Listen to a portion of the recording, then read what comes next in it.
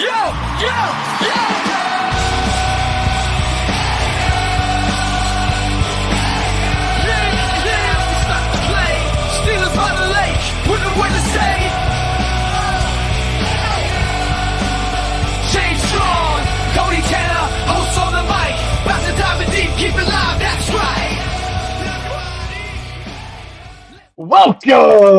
to the Steelers by the Lake podcast. My name is James Strong, joined once again by my co-host Cody Taylor. Cody, how are you on this chilly Sunday morning? James, I am doing splendid. It is a little bit chilly. I feel like we're still getting slowly closer to warmer weather, which I can't wait for. Going to be at the beach a lot this summer. Going to be a good time, James. It's going to be a good time. How are you? I'm doing well, man. Doing well. Got to spend a large portion of the day yesterday with a girlfriend, Erica, life's pretty good right now. So not going to complain. Our free agency's right around the corner. NFL draft visits starting to happen. Things are really ramping up in the Steelers world. Yep. Yeah, we're very excited. With that being said, we're also excited. Next week, we'll start the new season of the NFL, which means in turn it will start the new season for the Steelers by the Lake year as well. So we will be starting. You guys will see on our posts and stuff that it's now going to be entering into season 2025. So going into what, year 7, James, of this podcast, man. Time sure flies. But no, we are very excited to bring you guys the news and updates and everything. Mock drafts coming today. First mock draft of the season. James is sharing his, and mine will be next week. But before that, James, let's talk a few guys on the team right now with some updates. Yeah, absolutely. It starts with Cole Holcomb. And everybody wondered what's been going on with Cole Holcomb. He missed all of last season with what was a devastating knee injury the season previous. So unfortunately, he was unable to come back during the regular season, was very close to coming back in the playoffs, but unfortunately wasn't fully ready to go in that first playoff game, and that was where the Steelers' playoff run ended. So Cole Holcomb actually reduced his salary in a negotiation with the Steelers to stay on the team. So he dropped $4 million off of that salary, so he's going to be making about $2 million in this upcoming season. And I think that has a lot to do with just his role and expected role has changed. When they signed him, he was expected to be the leader in the room, be the number one linebacker, be the guy that calls all the plays, plays all 3 downs, all of that stuff. Now they've got Patrick Queen. They drafted Peyton Wilson. These guys are all ahead of him on the depth chart. And if they bring back a Landon Roberts, he might even be behind a Landon Roberts as well. So realistically, being the best case scenario number 3 option at middle linebacker, you really can't afford to pay him $6 million when you don't even have a starting quarterback on the team yet. So it made sense to make that move, save him some money. He doesn't really know if anybody else would even want him on the team right now, so it makes sense for him to accept that pay cut as well. Yeah, no, I'm right there with you. Makes sense. I also think that, on top of him accepting, I think he realizes that he wants to be, build a better team and bring some more players in. And I think he realizes, $4 million in cap space can do that. So I'm excited for that. I'm excited for the chance to have a little bit more spending money in free agency because you never know what $4 million can get you. So you could get a better quality starting nickel corner at that wage, probably. George Pickens, moving to the offensive side of the ball real quick, gets a PPE and will earn $4 million this year. Now that is not personal protection equipment, James. We've been over this. That is proven performance escalator.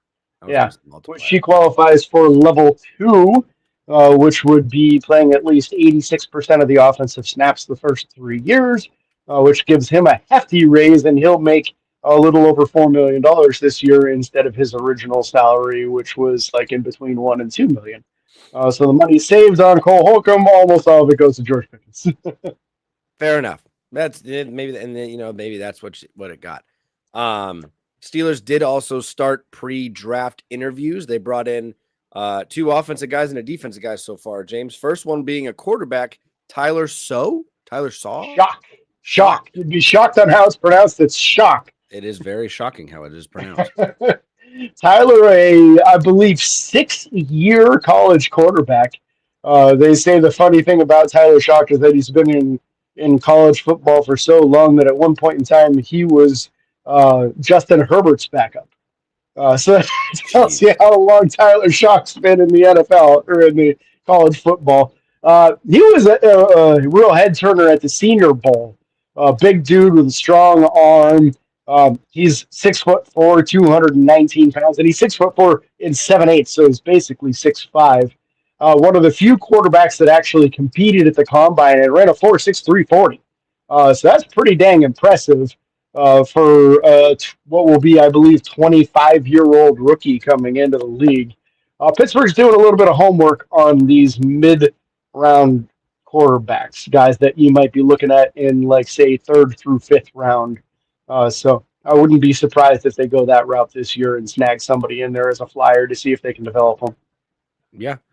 Yeah, we'd love to see that. James, you want to talk about, or do you want to move on to the next? Yeah, 2 more guys. Offensive lineman Wyatt Millum. He played tackle with Zach Frazier at West Virginia.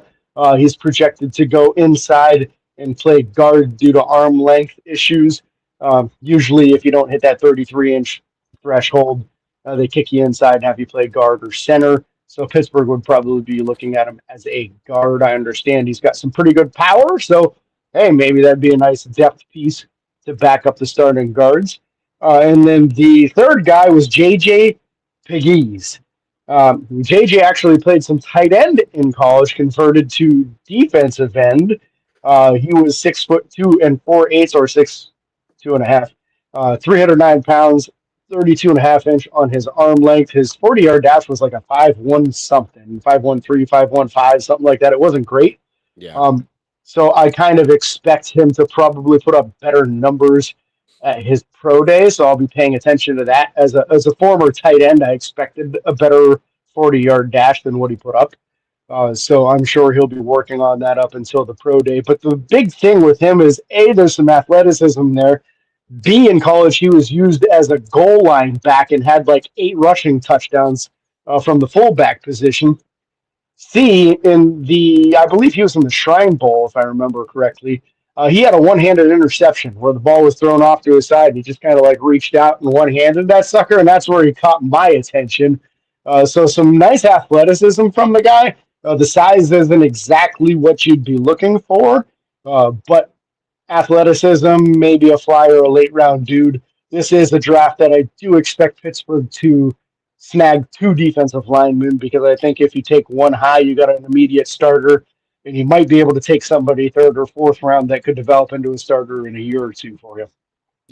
Yep, definitely could be, and it's there's depth there at that position. So, yeah, absolutely, James. Before we jump over to your mock draft, it is time to share a little bit from our sponsors. So, James, real quick, support for the Steelers by the Lake podcast is provided in part by the Edinburgh Hotel Bar at 100 Meadville Street in downtown Edinburgh, offering a variety of lunch and dinner items every day, plus catering services and a large room for private parties. Information is at 814-734-5103 or online at edinburghhotelbar.com. Edinburgh Hotel Bar, an amazing place to go, have a good time, watch a Steelers game or 2, and eat some good food. So definitely love them. Love going there. It's an awesome place. I was there last weekend for some dinner. Their mac and cheese hits perfectly if you're craving some good homemade mac and cheese. James, it's time for you to share your mock draft. So here we are. I'm going to give you the spotlight, sir. Nope, not that spotlight. We're going this spotlight, and we're going to drag you right there. Woo! Look out, buddy. So we, just for full transparency, we were using the Pro Football Network mock draft simulator. They allow a 7th-round draft with full control over it, so you can trade up, trade down. They propose trades to you as you're drafting. It's a fun site to use, so I'll probably use this most of the season unless I come across a better one that I like more. So, 1st-round pick for the Steelers. This is a name that you've heard me say before. You're going to hear me say it again. For the Pittsburgh Steelers in the 1st round of the 2025 NFL Draft, James Strong, as the general manager in today's episode, has chosen Derek Harmon, a defensive lineman. He is 6'4" and 3/8, 313 pounds with long arms, awesome athleticism. He ran a 4.95 40-yard dash at the NFL Scouting Combine, which is very, very good for a man that big. He moves well. He discards blocks well. He gets after the quarterback. He does everything that you would want. My vision for a guy like this is that day one he starts over Larry Ogunjobi as your 3/4 defensive end. He easily can kick inside in those nickel situations and provide some additional pass rush. So it'll be up in the air as to whether or not you would want him over Keanu Benton. But that's a great issue to have, as which one of these two is my first man coming in to give somebody a breather. As Cam Hayward gets older, we have got to get someone in place who can carry that torch for the next generation of the defensive line. It's been in place for a long time. Cam took that torch from Casey Hampton and from Brett Kiesel and from Aaron Smith and these guys that were legendary in the previous group. But who is it after Cam? It was going to be Stephon Tuitt. Unfortunately, he retired early. Was going to be Javon Hargrave. Unfortunately, he left in free agency because Pittsburgh couldn't afford to retain him. Yep. I believe Derek Harmon could be that next type, and with a physical frame very similar to what we love in those defensive ends in Pittsburgh. So that's the way I went in the first round, and I promise not to do that in every single draft. It's going to be tough not to. Yeah, I like it. I like the pick. Just like you said, Pittsburgh targeting those defensive linemen early. I think that's something very plausible. If he's there, he's very plausible. Yeah, a lot of people have him as like top 4, top 5 defensive linemen. So there's a chance of him being there at 21. All just depends on how much people go after other positions. So it's going to be another one of those years where I watch and see what positions are being drafted and then celebrate if it's a position I don't think Pittsburgh's interested in. Like last year with that massive run on quarterbacks. Man, every time a quarterback was picked, I was jumping up and down and celebrating because I knew that wasn't something Pittsburgh was doing. Yep.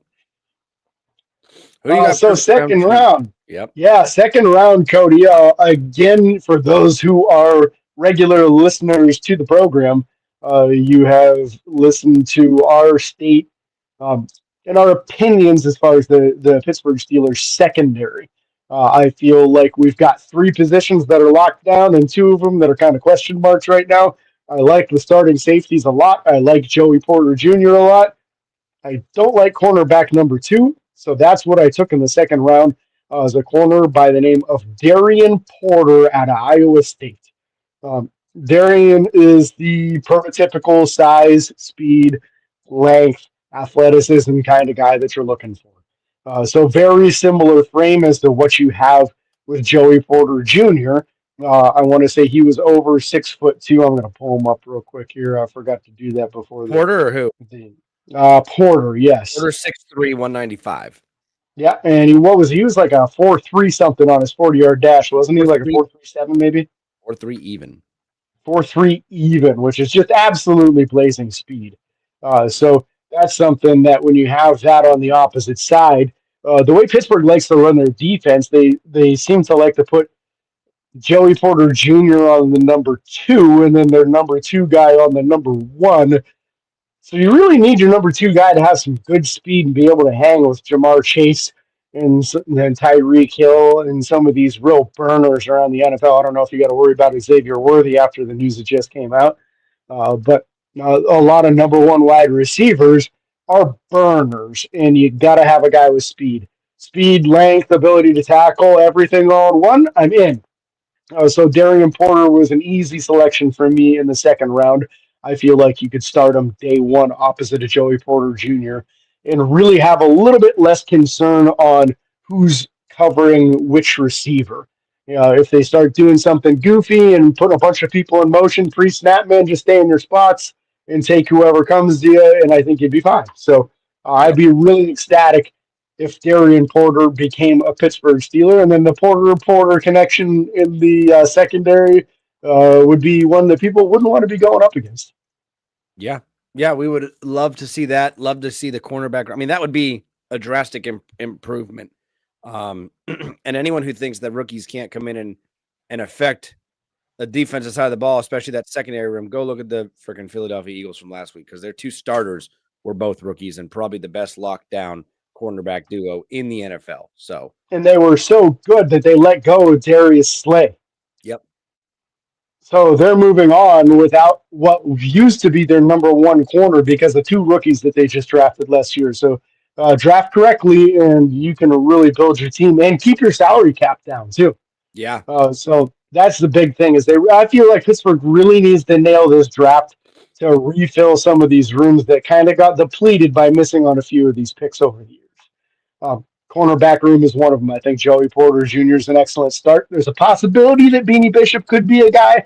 If he can stay healthy, there's a possibility Corey Trice can be a guy, but those are both big question marks, in my opinion. So we're trying to add some pieces. Third round, Cody. A lot of people watching or listening are probably thinking, how in the world have you not addressed this position yet? I got you. I got us a new wide receiver in the third round, guy by the name of Jack Betch.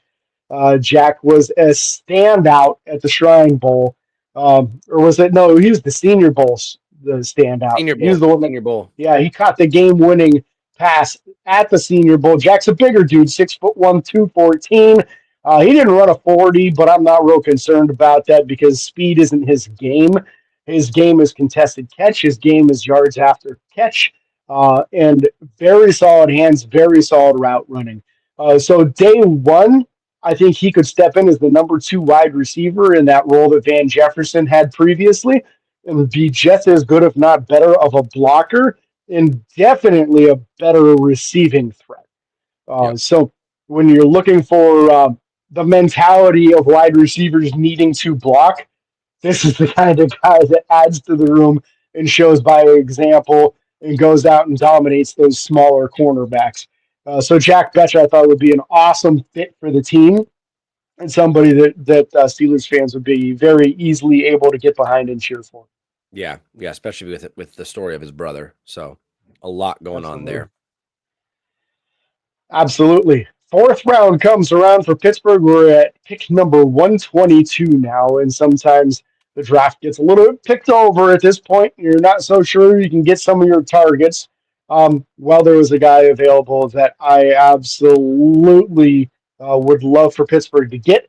I believe he's more of a second to third round pick. I really would be stunned if he was still available in the fourth, but I took him anyway because he was in this mock. This is going to be defensive lineman Darius Alexander out of Toledo. So obviously Pro Football Network's evaluation of him is a little bit lower than some of the major pundits out there who have him probably like top 50 evaluation. So I wouldn't say that this is necessarily him falling in their draft as them evaluating his talent differently than some of the bigger name people are. Yep. Awesome talent, awesome ability. He's an older prospect. I want to say he's going to be 24 or 25 going into his rookie season. But a big dude just like Derek Harmon, where he's almost 6'4". He's 305 pounds. He has 34-inch long arms, as to where Harmon was up there too. I think Harmon was longer than 34-inch. I think he was on 35. his arms. Yeah. So these guys have the length, they have the size. He ran a 4.95 also, so both these guys very athletic for how incredibly large human beings they are. So I feel like Darius Alexander would be your 2 years from now plan. Derek Harmon, you start right away. Darius Alexander can come in with that second team nickel defensive line to make sure that we're not tiring out Cam Hayward too much, and whoever starts next to him, whether it be Derek Harmon or the returning nose tackle for Pittsburgh, Keanu Benton.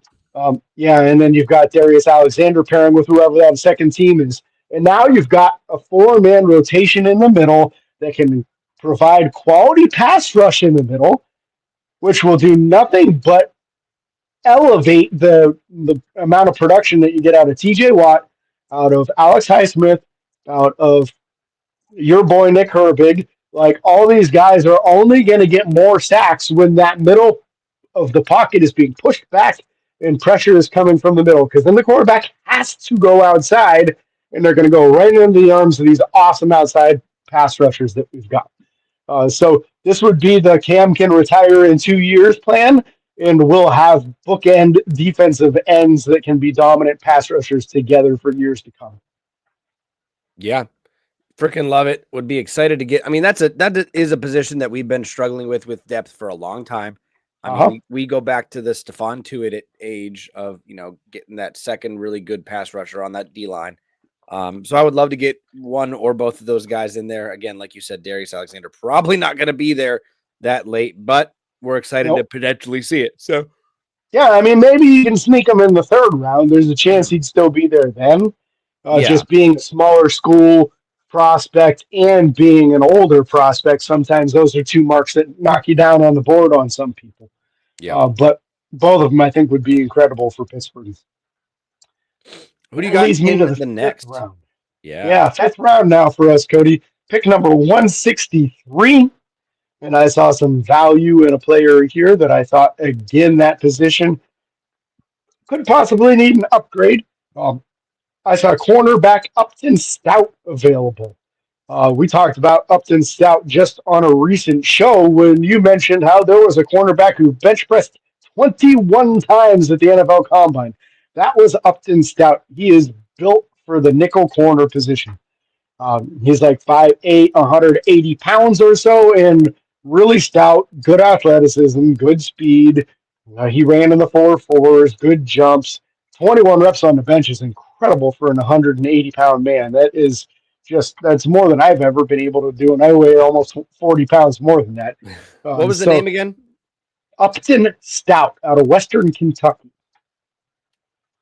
Gotcha. Yeah, so Upton, I feel like, would be able to compete and maybe even take over the nickel corner starting job day one, which is something Pittsburgh should be considering. If they don't sign somebody in free agency, getting someone in the draft to be competition for Beanie Bishop is a very good idea.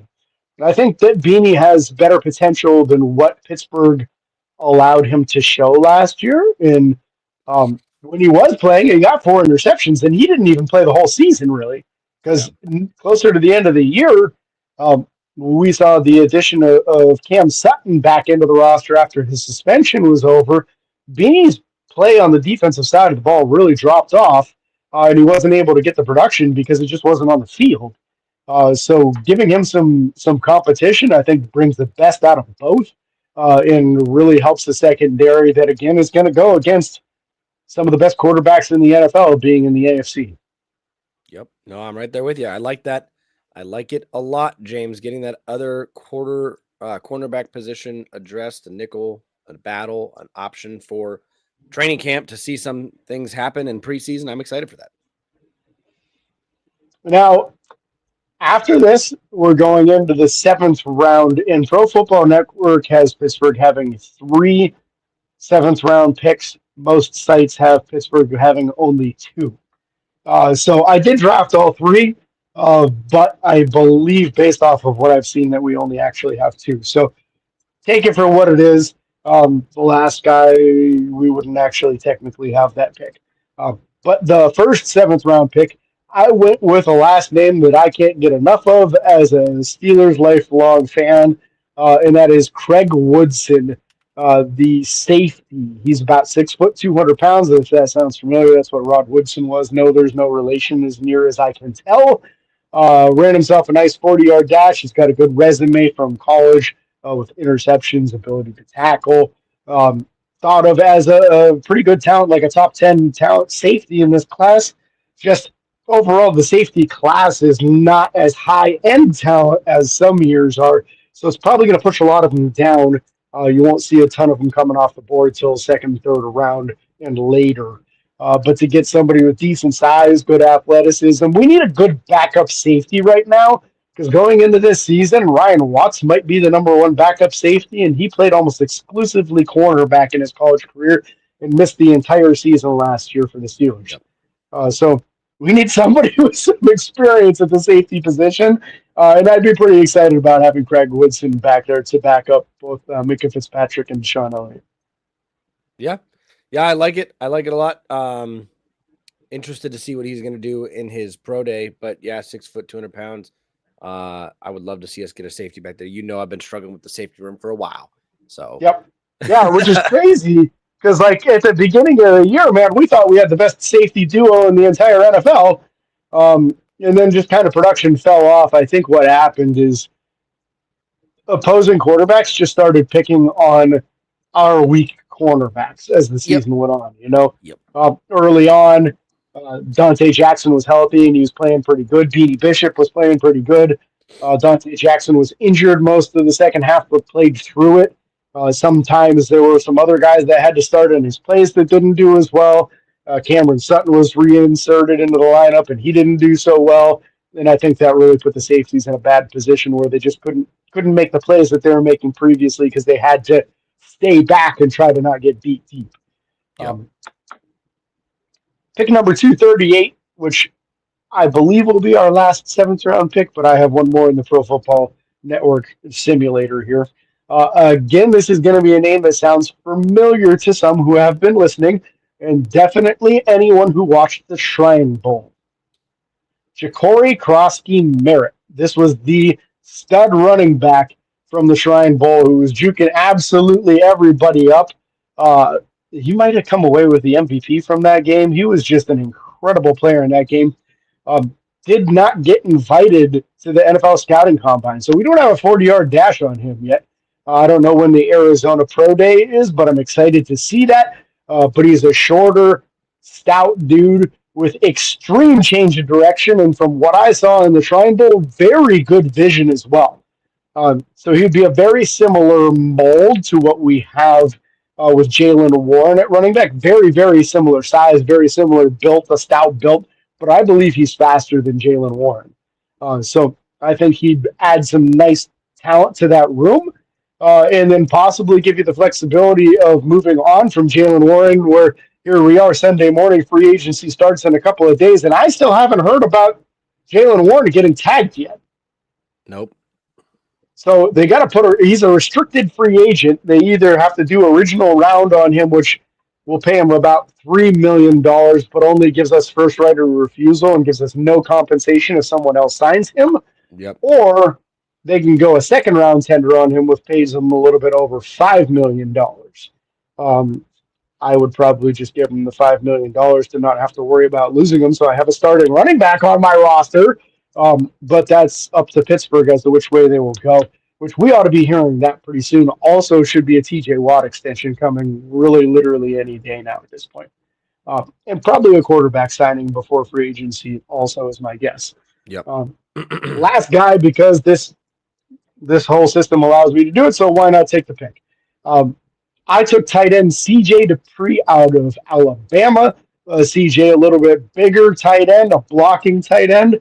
Ran a good 40-yard dash at the combine. He actually ran a 4.69, which is impressive for a bigger tight end like him. He's like 6'5", 255, somewhere in that range. Known for his blocking, but showed some contested catch capability in the game that he was in. Now, I don't recall if it was the Senior or the Shrine, but I'm going to find it real quick and let you know. Dupree was in the Senior Bowl. He had some good contested catches in that game, and I think would add some good depth and competition at the back end of that roster. When you're talking about probably not bringing Michael Pruitt back, the tight end that Pittsburgh just picked up is a receiving tight end, definitely not a blocker. Connor Hayward, not able to hold up against those edge defenders, defensive ends. This is a guy who could hold up against those types.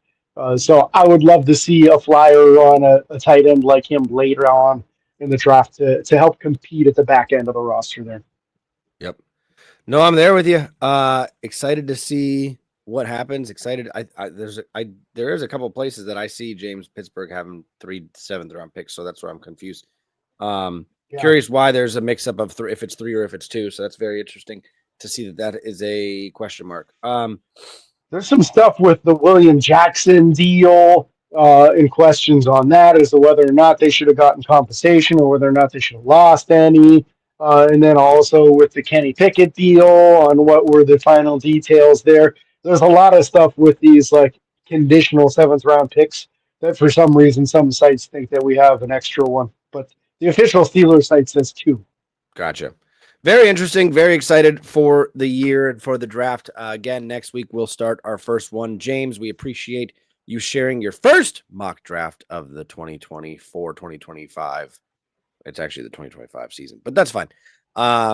We'll get that posted on social media. We're very excited to share another one. Mine will be next week. See how James can get excited for mine next week. So excited for that. Thank you guys so much for being here. If you're watching on YouTube, remember to subscribe. If you're listening anywhere else, remember to follow, subscribe. You can subscribe to podcasts anywhere where you listen to them. That should automatically download them, alert them that the new episode's out, and you guys can listen bright and early on Sunday mornings. Can't thank you guys enough. Be sure to like and follow on Facebook, Twitter, Instagram, TikTok, and YouTube. Subscribe, ring the bell. It's free. Doesn't cost you a thing. Don't forget the 5-star reviews on Apple Podcasts. Make James very happy. And until next time, this is your host, James and Cody, signing off. Peace.